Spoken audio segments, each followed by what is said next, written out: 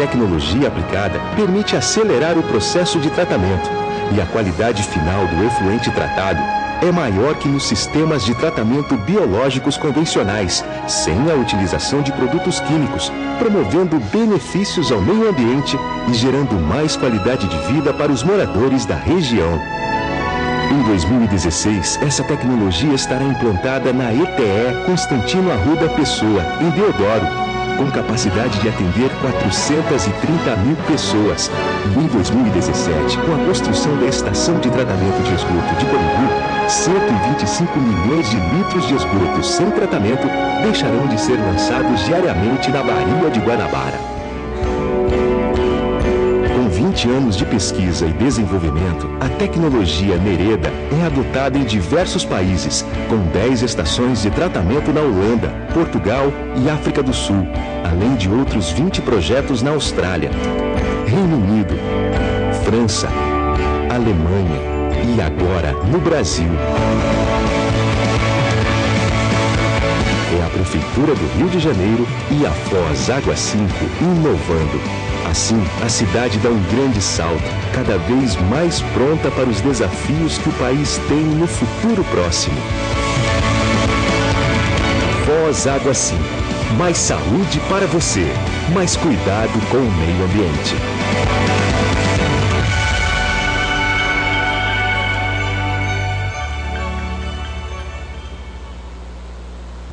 Então, essa tecnologia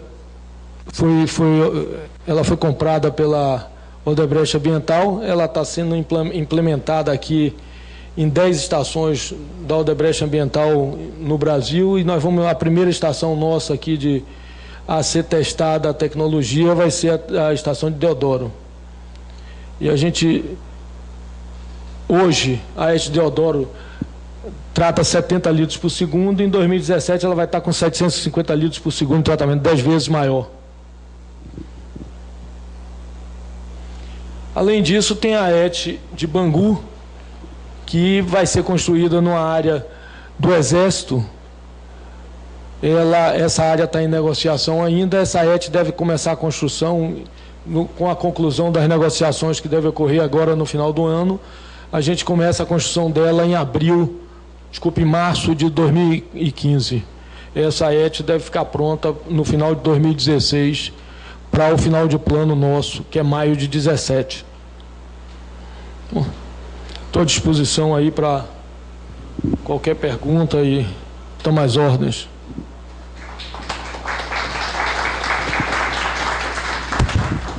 Bom, eu vou passar aqui a parte de perguntas. A primeira inscrita pode se aproximar, pode vir aqui, né? Fala. O Elvio também, tem 2 lá atrás, o Elvio é o terceiro, e tem mais um ali, Flávio. As pessoas se identificam aqui no microfone, porque está sendo gravado, e passa a pergunta. Boa tarde, meu nome é Ifanise, eu sou moradora do Conjunto Residencial Presidente Getúlio Vargas, em Guadalupe, e nós recebemos a Foz Águas no ano passado, só que não ficou muito claro para nós qual seria o projeto, todo o desencadeamento. O resultado, resumindo, é que a maioria do conjunto, são quase 2.000 apartamentos, não paga água. Nós não temos atendimento pela SEDAI, o nosso castelo de água foi desativado há anos. Eu tentei regularizar junto à Foz Águas e junto à SEDAI e não consegui até o dia de hoje. Tem uma dívida de quase R$30 mil, e eu gostaria de saber como vai ser feito isso.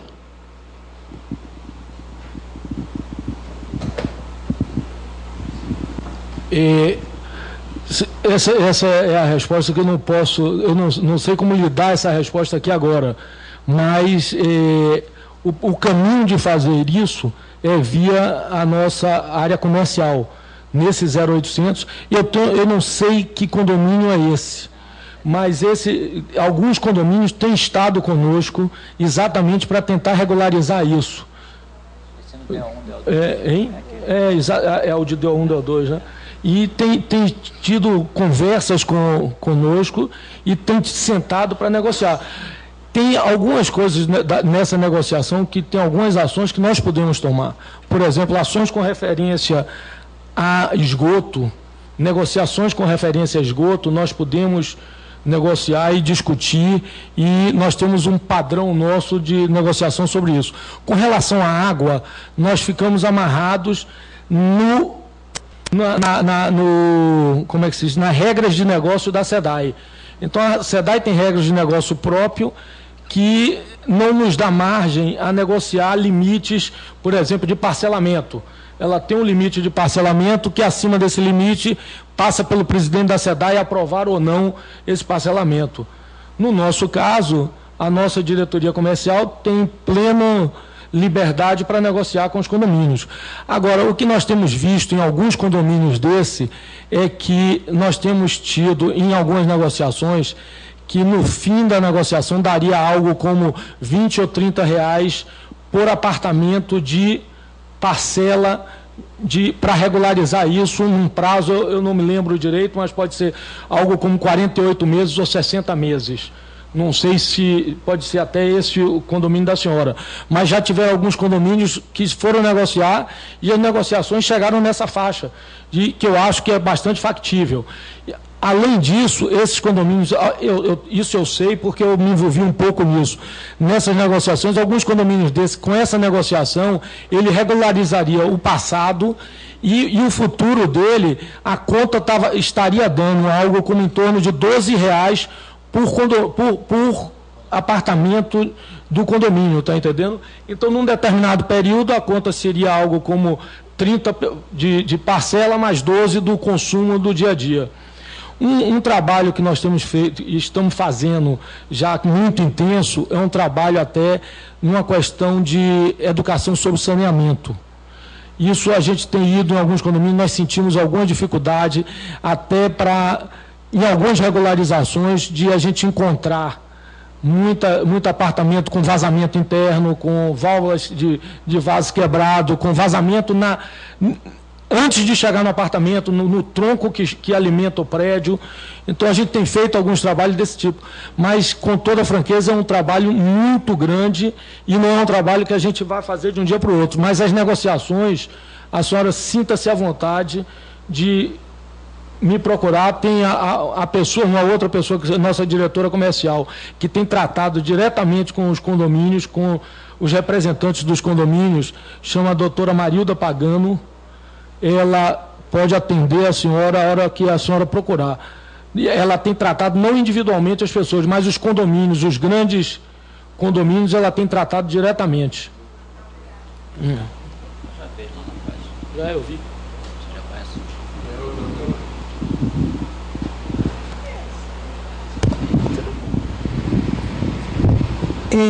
Bom, meu nome é Ana Lúcia Brito, sou professora da UFRJ. E tenho 3 perguntinhas, né, para o Edson e para o colega que eu esqueci de Armando, da Foz do Brasil. Né? A primeira pergunta é para o Edson. Assim, eu fiquei com uma dúvida, que é o seguinte: as favelas da P5 vão ser atendidas por quem? A gente falou muito aqui dos conjuntos habitacionais, de Vila Kennedy, que também é um conjunto habitacional. As favelas, nesse contrato, ficam ainda como em 2007 com a Rio Águas, ou vão ser atendidas pela concessionária? Primeira pergunta.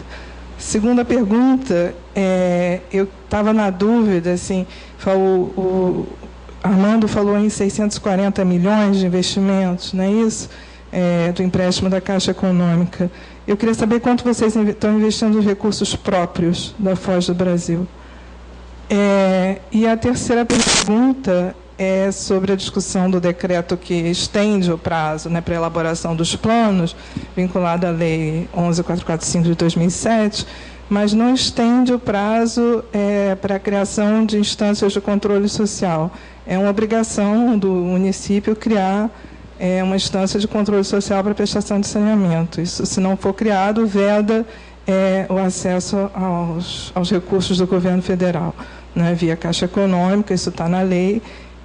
E eu queria saber quais são as iniciativas da Prefeitura no sentido de criar essas instâncias. Enfim, eu estou vendo que essa estrutura de regulação está sendo criada e felicito, né, a Rio Águas por isso, mas queria saber como é que fica a questão do controle social. É isso, obrigada.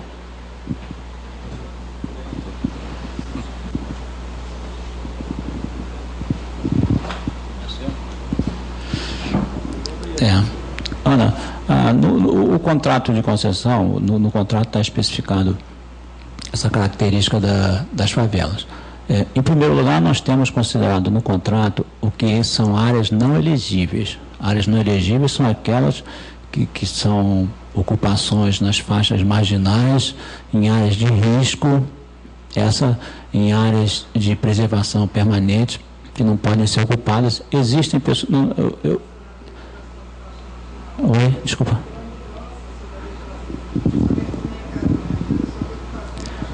Sim, mas nós estamos...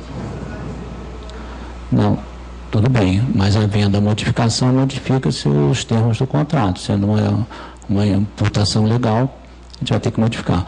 Essas são as áreas não elegíveis, não passíveis de fornecimento de prestação de serviço de esgotamento sanitário. Evidentemente, a área de risco não vai se fornecer, tem que ter outra atividade pública em relação à área de risco.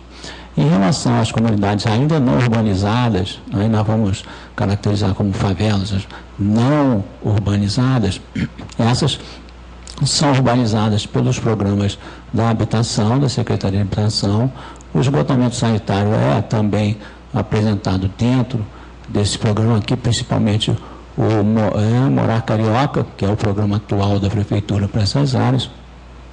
E dentro do contrato existe a possibilidade, não, a certeza do reequilíbrio econômico-financeiro face o investimento público municipal. Então, isso é previsão contratual. Então, a urbanização, áreas não urbanizadas que não têm fornecimento de água também não são passíveis de fornecimento de oferta de coleta de esgoto. Lugar que não tem abastecimento de água, que está nessa situação que eu falei, eles não têm obrigação. E também baixas densidades. O contrato também, abaixo de 50 habitantes por hectare, não é ainda passível do fornecimento do separador absoluto. Então, havendo a urbanização, e isso já aconteceu, o programa agora, Bairro Maravilha Oeste, já urbanizou várias áreas da cidade, na região da P5, a concessionária passa a operar os sistemas e a Prefeitura está organizando o reequilíbrio do econômico financeiro. Favela, a expressão favela lá na P5, nós temos muitos loteamentos irregulares, né? Tem, a habitação, por exemplo, está fazendo ali, me esqueço o nome, Coreia, não é Coreia não, qual é o nome daquele bairro ali? É Coreia, perto da Coreia, me esqueci o nome agora, me fugiu. Eles estão implantando um sistema lá dentro do programa Morar Carioca. Mas o programa de urbanização de comunidades é da habitação. Tá? Mas havendo investimento público no esgotamento sanitário, isso tem a previsão nas cláusulas contratuais de equilíbrio econômico financeiro. Tá bom? Então, é isso. O último caso... é o controle social. A Fundação Rio Águas, ela criou, dentro dessa estrutura nova, dentro do ente regulador, o Conselho... Não, só um minutinho. Vamos chegar lá. Nós criamos o Conselho Consultivo. Está lá. Nós tínhamos proposto a utilização do CONSEMAC como a entidade externa. Tá bom? Mas existe uma característica, uma linhazinha na lei de criação do CONSEMAC que não fecha com a linhazinha que tem na previsão. Nós encaminhamos documentação expressa ao CONSEMAC para que haja modificação na lei de criação do CONSEMAC. Essa é a nossa proposta. Se o prefeito vai encaminhar, tá bom? Mas adaptando, ampliando o escopo das possibilidades do CONSEMAC, para que ele também se torne por criação por lei, como exige, né? Uma criação por lei, com aquelas características previstas na legislação, para que ele passe a ser o exercício do controle social. Hoje, a oportunidade que nós estamos vendo é através desse modelo. Não, com todas as definições da legislação, não. Nesse caso que nós considerávamos o CONSEMAC como sendo Eu me esqueci a linha, qual é a linha que nós não estamos plenamente satisfazendo a legislação. Nós propusemos modificação para que isso passe a cumprir completamente o exigido na legislação. Eu, com toda franqueza, eu esqueci. A alavancagem do negócio, 95%. 95% da Caixa, 5% nosso de investimento. 5%. Isso não significa que a gente recebe o dinheiro de graça. Todo esse investimento a gente tem que pagar de volta. E a taxa de juros não é baixa. Agora, ainda complementando a resposta do Edson aqui, hoje, independente das áreas inelegíveis a gente não atender, ou a gente não fazer parte do contrato, hoje 16% dos meus atendimentos de manutenção são nas áreas inelegíveis. Bom, vou passar a pergunta aqui para o meu amigo aqui, o Elvio Gaspar, conselheiro aqui do clube e secretário de planejamento aqui do Estado do Rio. Só acompanhando a pergunta da professora, vocês têm são 3 perguntas, mas eu vou pegar essa primeira. Vocês têm uma ideia de qual é o tamanho dessa questão? Porque o grande objetivo de se montar essa estrutura de uma PPP era fazer com que a gente conseguisse universalizar. Esse é o grande gol dos desenhos institucionais que estão sendo testados no país a partir da Lei 11.445 e que o Rio de Janeiro, de uma certa forma, inovou ao montar este desenho que nós estamos vendo aqui. Mas o objetivo central e único é a universalização, o Plano Nacional do Planejamento Básico e tudo mais. Então, seria importante a gente entender, que aí eu peguei bem o tom da pergunta dela, nessas comunidades de baixa renda, irregulares, qual é o gol, ou como isso está colocado dentro do contrato, porque também parece que se a prefeitura subir, eu vou regularizar primeiro e depois passo para a concessionária, eu imagino que a prefeitura deva ter um plano. Acho que é a primeira questão. A segunda é uma coisa mais simples, é um pouco a medição dos impactos que isso está tendo. Qual é a razão da gente também fazer isso? É para que a vida das pessoas melhore. Né? Então, o impacto, o melhor de tudo, quando se faz um projeto que tem uma meta bem clara, é a gente conseguir medir as condições ambientais, de saúde, de mortalidade infantil, no início, e ir acompanhando e vendo se esse nosso objetivo está sendo alcançado. Eu queria um pouco que vocês discorressem sobre isso. Uma terceira tem a ver com o tempo. Embora seja bastante largo o projeto, e eu sei que está o contrato lá 5 anos, então, o que está escrito no contrato, está escrito no contrato. Mas me parece que o adensamento ajuda a que os projetos